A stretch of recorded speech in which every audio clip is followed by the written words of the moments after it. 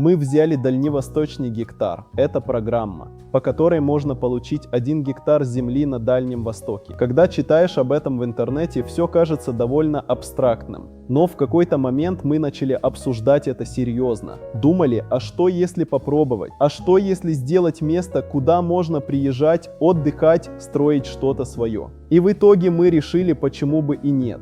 Теперь у нас есть 1 гектар земли, и кажется, начинается новая история. Следите, скоро мы туда пойдем.